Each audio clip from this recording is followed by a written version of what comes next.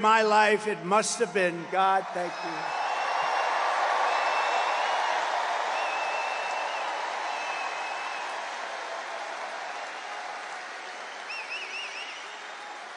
Not once, but twice. And there are those that say he did it because Trump is going to turn this state around. He's going to turn this country around. He's going to make America great again. And maybe. And we're going to bring back religion into our country. Bring it back.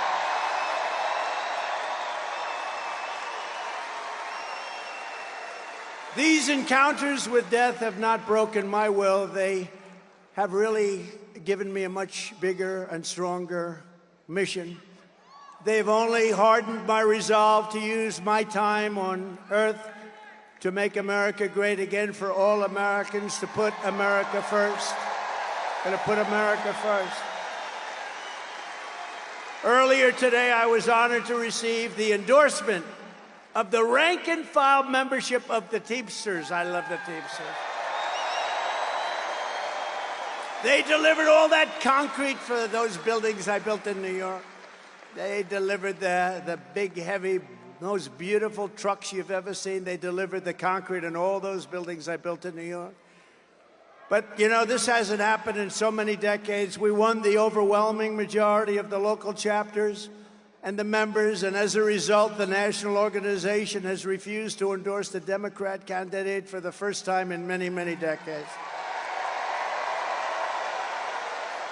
And I also want to thank Teamsters President Sean O'Brien, amazing man, and all of the incredible rank-and-file Teamsters across the country, because this was a surprise.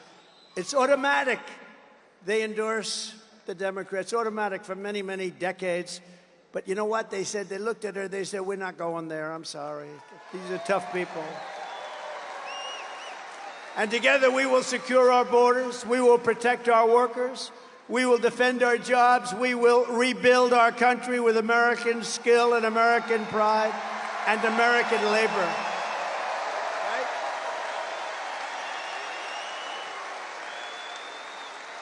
And just as a little side note, we should give them a round, especially because of what they and how they voted today. If they voted the other way, I wouldn't give them a round. But the Teamsters built out this beautiful stadium for tonight's event. Thank you, Teamsters. Thank you. They did a great job. To every hardworking American, whether you live in a red state, a swing state, or a state with a failed Democrat rule, this year we need to elect all Republicans up and down the ballot. We have to clean out and straighten out our country.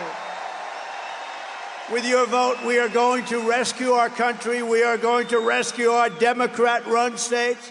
We are going to start by saving the great state of New York. Is that good?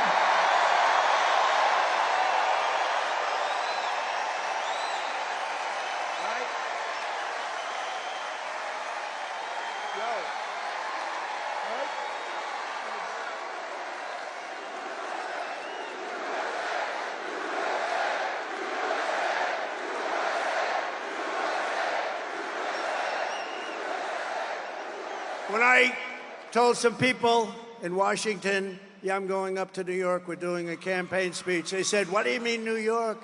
You can't ever, nobody can win, Republicans can't win. I said, I can win New York, and we can win New York. We're going to win New York. And if you vote for me, I'm going to reduce your taxes, reduce your crime, and reduce your levels of stress, because you have a lot of stress. The only thing that I will increase are your incomes, and your love for your state will come roaring back again. Throughout American history, from generation to generation, New York has always set the standard for American life, and they have. It's been a high standard, too. Our cities were the center of business, arts, culture, our streets, ports, waterways, and they were the arteries of American commerce. They were absolute arteries. And our towns like Uniondale, Levittown, Hicksville, Huntington, these were great, great towns where you grew up and you loved and you stayed. But look at what has happened to New York and the other states, all run by radical left Democrats, every single one of them.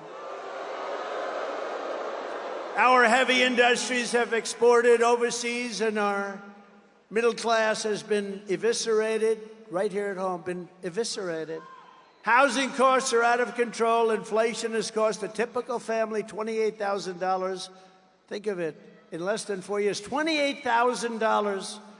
And we filthy encampments. We have horrible, disgusting, dangerous, filthy encampments of junkies and homeless people living in places that our children used to play Little League baseball,